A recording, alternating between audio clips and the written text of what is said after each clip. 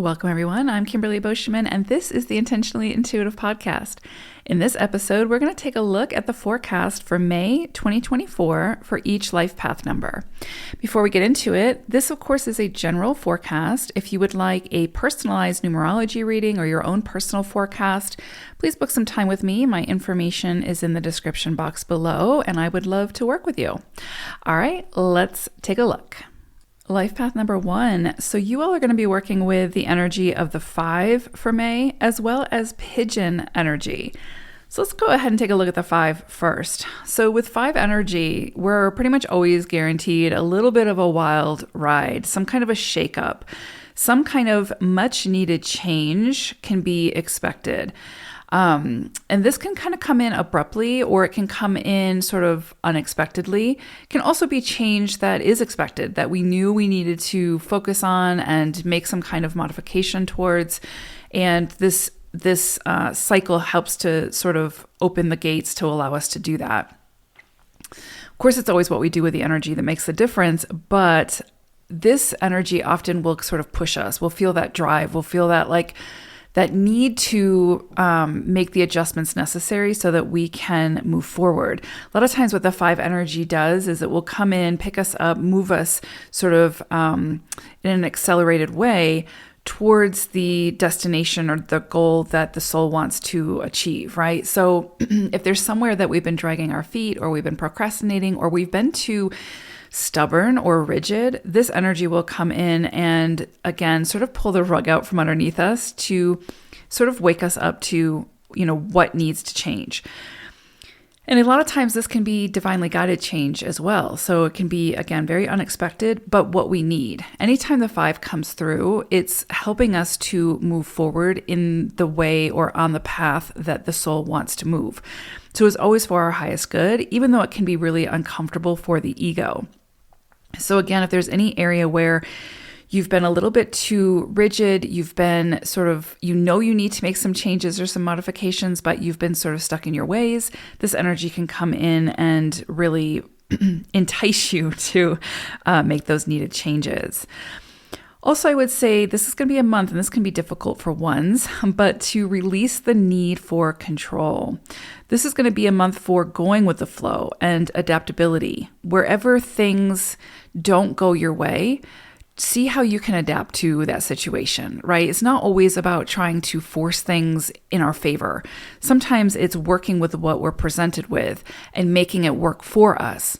And so I would say that this is going to be a month where you're being asked to see bigger, to think bigger, to think progressively, right? See outside the box, to think outside the box, to do things differently than you've been doing them. And whichever area of life this needs to present, it will present for you, right? And that's the area that needs some adaptability, and that's asking you to, again, see outside the box, to think bigger, to think more progressively and unconventionally. That's the other thing too, which this is sort of up one's alley, right? To think unconventionally. Because, part of your life path is to do things that haven't been done before, to do things to forge that path, to be the trailblazer. And the 5 is really beautiful energy when it comes to compatibility with 1 energy, in that it helps you to think bigger, to not think so small, right? To overcome that self-doubt and to free yourself of anything that's keeping you from going big or going home type of energy.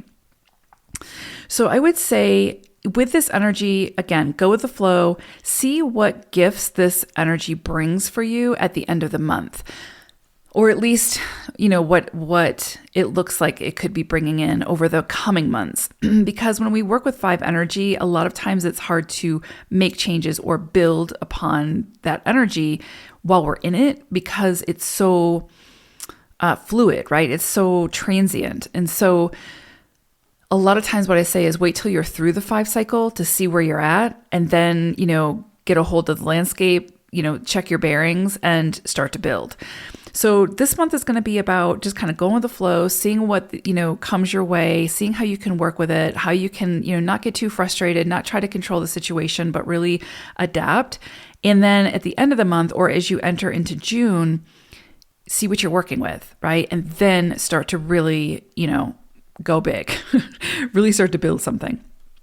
What's also interesting is you have pigeon energy that you're working with. And so there could be some messages that come through for you that are actually quite profound this month, that could be game changers in the way that you're doing something or the way you're approaching something. And if you can kind of listen to those messages, if and sort of pull the wisdom from them, however they come in for you, you have the potential to really build something ahead of its time that people might not understand initially, but will eventually catch up to.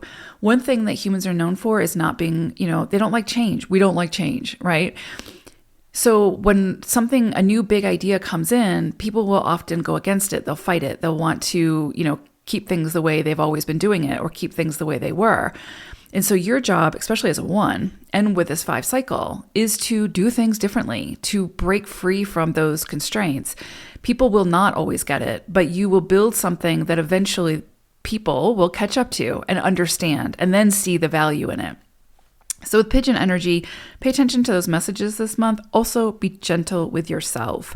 And kind of, if you feel like you need to be closer to home this month and sort of be, with yourself and have some more contemplation, that sort of thing. And really just be gentle with yourself this month. I would definitely say be gentle with yourself this month, because anytime we have a 5 cycle, it can feel a little topsy-turvy.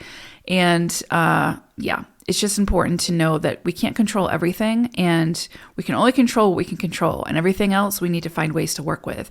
So beautiful energy for you all 1s. I actually really love this because it has a way of, again, pushing you outside of your comfort zone and really sort of forcing you to think bigger, because that's something the 1s sort of always struggle with, is because of that self-doubt, is thinking bigger, more expansively, and then tackling that, going for it against the odds. So this energy can help you to do that. So I hope it's a great one. Take care, everyone. Bye for now.